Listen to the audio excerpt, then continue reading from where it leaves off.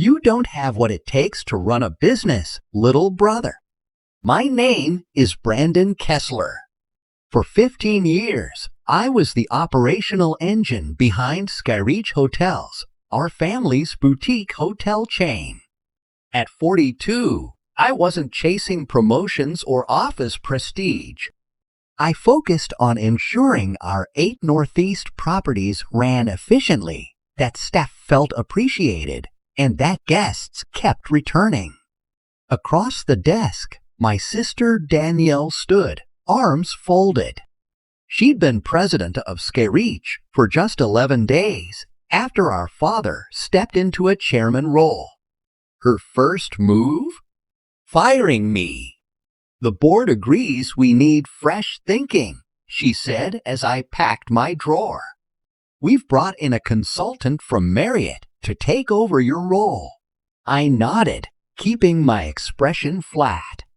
The board consisted of her, our father, and 2 business school friends she'd appointed last week. Danielle had always been the face of the company, pitching to investors, speaking at conferences, taking credit for our success. I was behind the scenes, negotiating suppliers, managing renovations, supporting staff.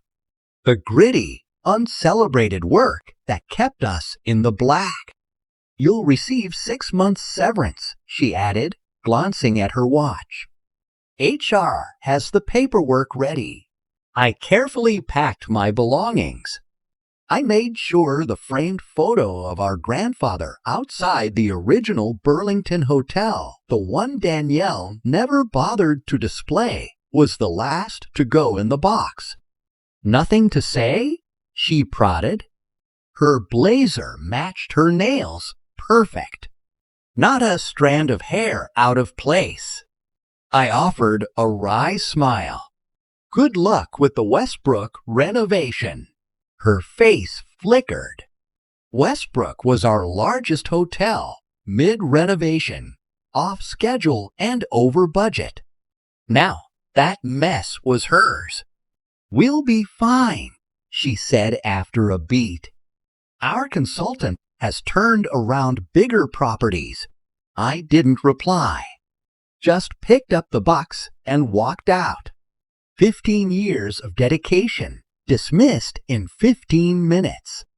What Danielle didn't realize, or had conveniently forgotten, was something our father told me 5 years ago. Advice that changed everything.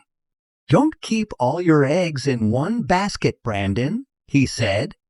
"Hotels are in our blood, but land, that's where the real power is." I'd taken that seriously. While Danielle collected titles, I quietly took action. As I left the Boston office, I wasn't angry. I was prepared. In 3 months, key lease renewals were coming up, and I held the cards. Growing up, I watched our father turn a failing Vermont inn into a respected regional chain.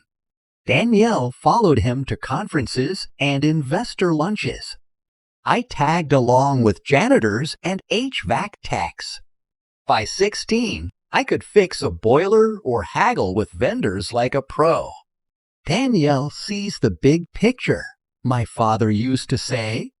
"You notice the small stuff that makes it work." It was a balance, until it wasn't. As our father aged, Danielle pushed for change.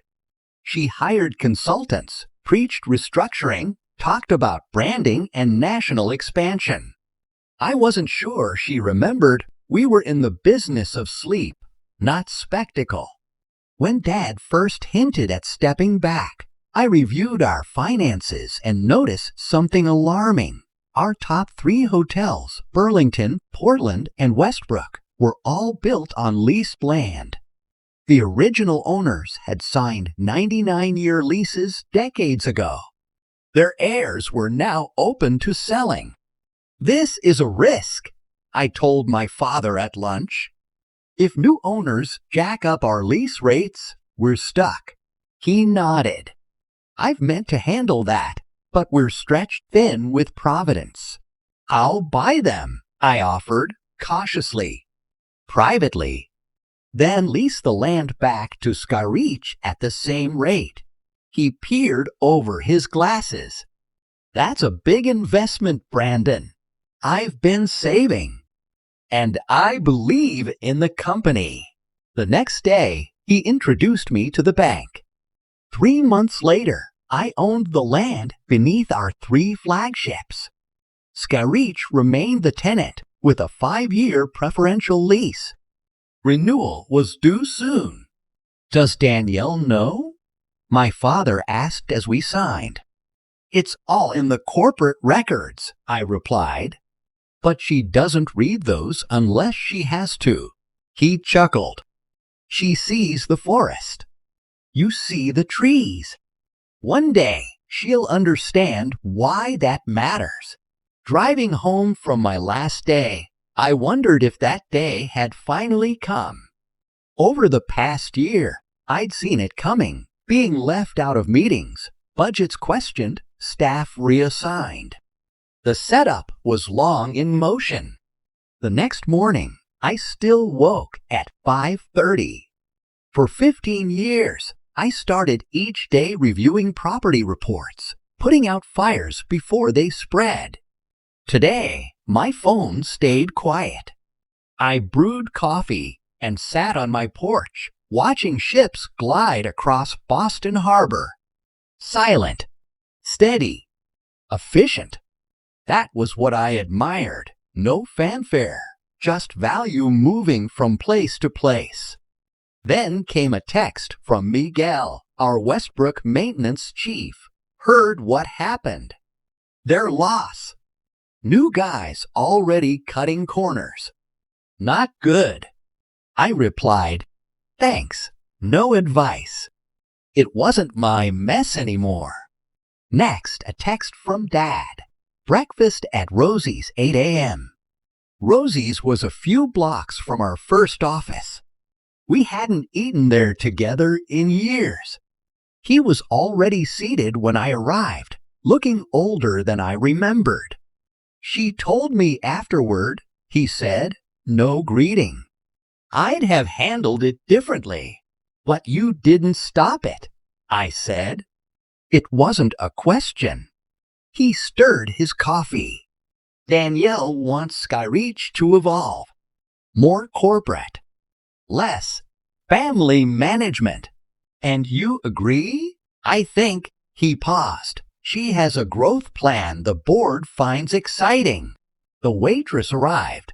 Blueberry pancakes for him, eggs and toast for me. Same as always. She doesn't understand the leases, he said when she left. I made sure the documents were clear, I replied. You know, she doesn't read them. He gave me a look. Renewals are soon. 3 months, I confirmed. I've already spoken to my attorney. He set his fork down. What are you planning, Brandon? For years, I'd imagined this moment. The overlooked son finally holding leverage. I thought I'd feel satisfied, triumphant. Instead, I felt weary. Market rate, I said. No more, no less. That will raise costs significantly. Yes, I said, meeting his eyes. It will. We finished in silence. Outside, he placed a hand on my shoulder. Your sister plays business like a game, he said. You've always built it like a foundation. Don't lose that. I watched him walk away, noticing for the first time the stoop in his shoulders. I saw clearly what I hadn't before. This wasn't just about Danielle underestimating me. It was about our father allowing a divide to grow unchecked for decades. Back home, I stepped into my office. On the wall hung the original blueprints of our first hotel in Burlington, framed the day I bought the land beneath it. Time to focus on foundations. 2 weeks after I was pushed out, Danielle finally called. I let it ring out, then listened to her polished message. Brandon, we need to discuss the transition. Some files are missing. Call me. No apology, no recognition of the 15 years I gave to Skyreach, just more corporate formality. I deleted it and met that afternoon with an old college buddy who now ran a thriving real estate development firm. The next day, she showed up at my condo. I opened the door, and she walked in without asking. "You're ignoring me," she said. "I'm respecting your decision to cut me out," I replied, standing while she perched on the couch like she owned the place. "What files are missing?" I asked. "Vendor contracts, maintenance logs, the full Westbrook renovation plans," she said, frustration growing. "Also, financials. There's a hole in our lease documentation. Everything's in the shared drive," I said flatly, "organized by location and department." She scoffed. "Your system is a mess. Your replacement needs background." I poured a coffee and didn't offer her one. "He's the consultant who can fix anything, right? Let him figure it out." She narrowed her eyes. "This isn't productive, Brandon. The company needs." "I don't work for the company," I cut in. "Remember?" She stood. "Fine. Legal will request the documents." I walked to the door. "Do what you have to do."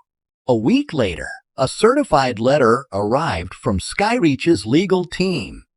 I sent it to my attorney, who replied with a detailed list confirming all materials were accessible on company systems and reminded them that my personal records were off limits. Then the call started. Employees reached out. Morale was tanking. The new guy was cutting hours, stalling repairs, and replacing reliable vendors. Guests were starting to notice. But instead of satisfaction, I felt empty. These were people I'd led and cared for. Now they were casualties of Danielle's vision. Then came the email from our insurance partner asking for clarification on recent changes affecting property ownership. Danielle had tried to update the policies and discovered the land wasn't company-owned. I forwarded it to my lawyer without comment. The next morning, my father called. "Did you know," he said tightly, "that Danielle never reads legal filings?" "Yes." A heavy pause. "She's called a board meeting. Says you've withheld key information." "I didn't. The leases are in the books. The company's been paying BK Holdings for years." His voice faltered. "BK Holdings?" "Brandon Kessler Holdings," I said. Danielle had signed off on checks to me for half a decade without realizing it. "The board meets tomorrow," he said. "You should come. I'm not on the board anymore." His voice softened. "This is still our family's business." After he hung up, I sat quietly, turning the old hotel key from our first property over in my hand. This wasn't just about Danielle blindsiding me. It was about our father allowing it to happen. Later that day, my lawyer called. "Skyreach wants lease renewal terms." I gave the order. Market rate.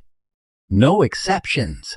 Westbrook stood tall, its polished facade catching the morning light. I sat in my car watching guests file in, unaware of the power struggle playing out above them. A text pinged from Patricia, my attorney. "They've received the terms. Expecting a reply today."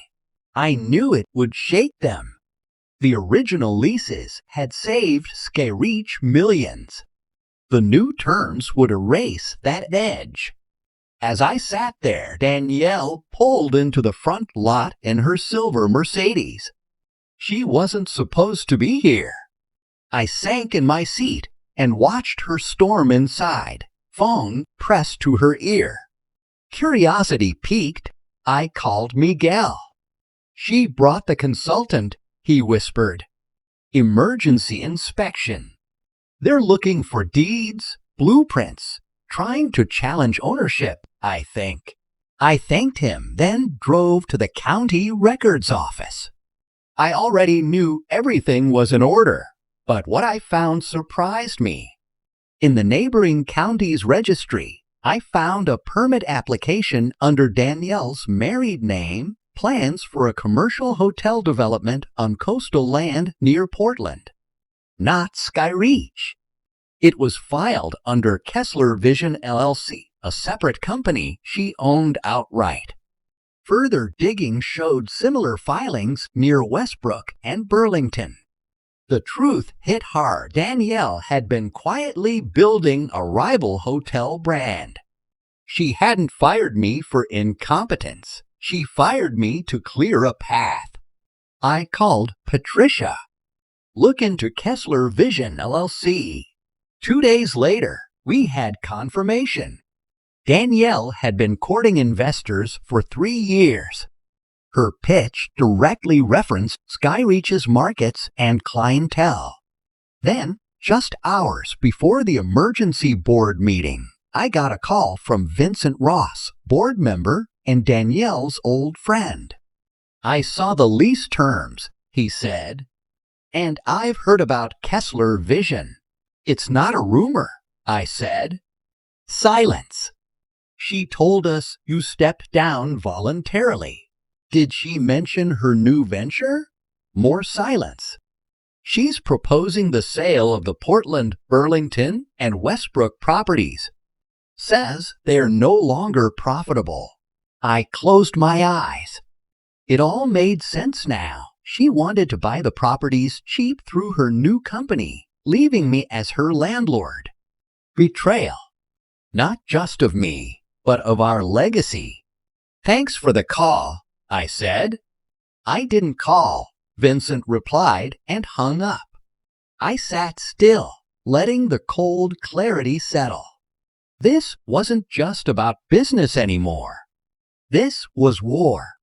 Instead of going to the board meeting, I booked a flight to New York. I had an appointment with Julian Hayes, CEO of Commonwealth Hotels. He'd offered me a role years ago. Back then, I said no this time. I was ready to talk. Out of loyalty to my family's business. Now, that loyalty felt misplaced. Interesting timing, Julian said as we settled into his corner office overlooking Central Park. I heard Skyreach is considering divesting some properties. News traveled fast in hospitality. 3 properties, I confirmed. Their most profitable ones. He leaned forward. And you happen to own the land beneath them. I nodded. A situation my sister only recently discovered.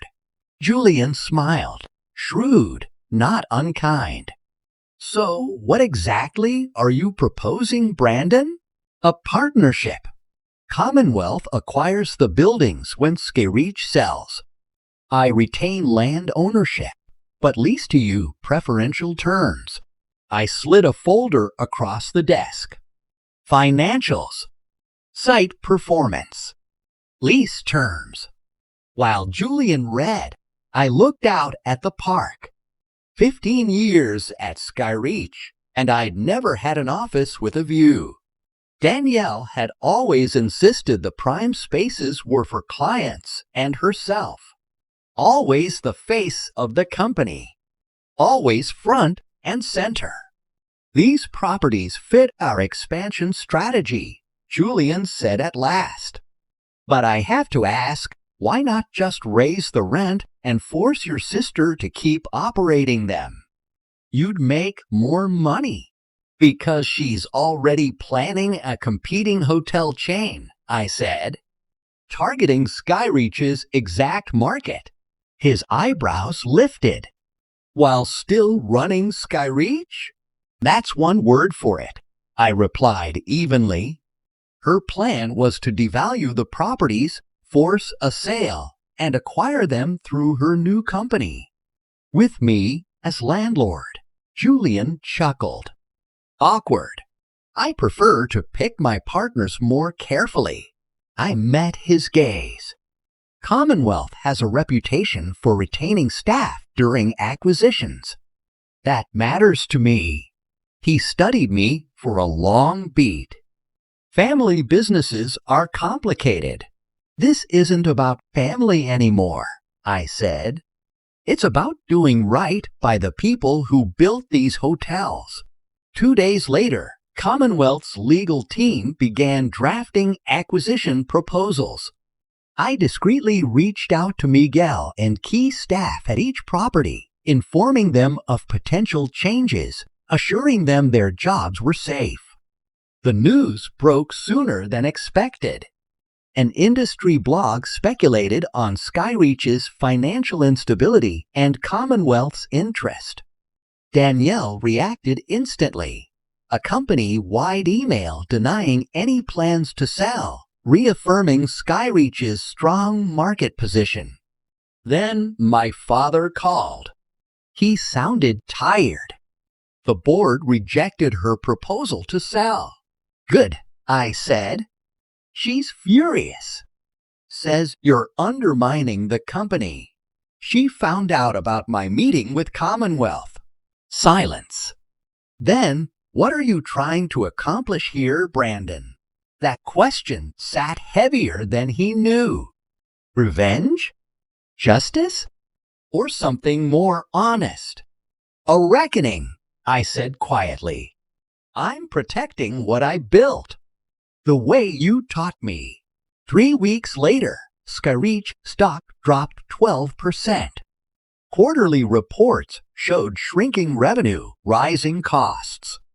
That same day, I received an official request from the board, excluding Danielle, for a meeting to explore strategic alternatives for the underperforming properties. My attorney and Julian's team prepared meticulously. When the day came, I walked into the Skyreach conference room for the first time since my dismissal. Danielle sat at the head of the table, jaw tight, fury barely masked. Our father beside her looked all of his 70 years. The board members watched me with practiced neutrality. I took my seat at the opposite end, opened my portfolio, and waited. Let's be clear about what's happening, Danielle began, voice clipped. My brother is attempting a hostile takeover of the company our father built. Incorrect, I replied, calm. I'm exercising my rights as a property owner. Commonwealth is interested in buildings Skyreach no longer wants, based on the lease terms. Vincent Ross cleared his throat. The board never approved selling those properties. The board was given misleading information, I said, distributing folders. These show that while serving as president of Skyreach, Danielle was developing a competing hotel chain targeting the same markets. Silence. My father opened the folder, color draining from his face. This is absurd, Danielle said, voice rising. Kessler Vision is a consulting firm, not a hotel developer. With permit applications in 3 cities where Skyreach operates, I said, and a business plan that explicitly references leveraging Skyreach's clientele. Our father turned to her. Is this true? Her silence answered. I continued, Commonwealth's offer exceeds market value. Staff retention guaranteed. Customer obligations honored. Things Danielle's venture never intended to do. You've been planning this for years, Danielle accused, voice cracking. Buying the land. Waiting to spring your trap. No, I said. I bought the land to protect the company. You're the one who decided I didn't belong in it anymore. The board voted unanimously to accept Commonwealth's offer. One abstention, our father, silent throughout. Danielle stood and stormed out. Vincent approached quietly. The board will request her resignation tomorrow. We'll need interim leadership. I shook my head. That won't be me. I've made other arrangements. 1 year later, I stood on the rooftop terrace of the former Westbrook Hotel, now renamed the Harborview, flagship of Commonwealth's Northeast Collection. The building had changed names, but not much else. Miguel still ran maintenance. The staff had stayed. Guests still admired the ocean views that made it special. Julian joined me, handing over the latest quarterly report. Revenues up 17%. You were right about the market. As consulting director for regional operations, I worked behind the scenes, negotiating, mentoring, maintaining standards. No corner office. No power games. Just the work. Exactly how I liked it. Have you seen your father? Julian asked. I nodded. Monthly dinners. He's adjusting to retirement. After the takeover, he'd stepped down completely. Skyreach still operated 5 properties, none as profitable as those they'd sold. And your sister? Kessler Vision filed for bankruptcy last month, I said without emotion. Turns out hotel development needs more than ambition and a business degree. We stood in silence, watching sailboats drift through the harbor. Julian left for a meeting. I stayed. My phone buzzed. Text from Dad. Dinner tonight. Bringing the grandkids. I smiled and replied, yes. My niece and nephew weren't responsible for their mother's choices, and I'd made sure my bond with them stayed strong. As the sun dipped low, I looked one last time at the hotel, not just the building, but the land beneath it. The foundation. In the end, that's what Danielle never understood. Success isn't about the title or the view from the top floor. It's about building something solid enough to weather any storm. I turned from the railing and headed downstairs. Time to get ready for dinner with family. The parts worth keeping.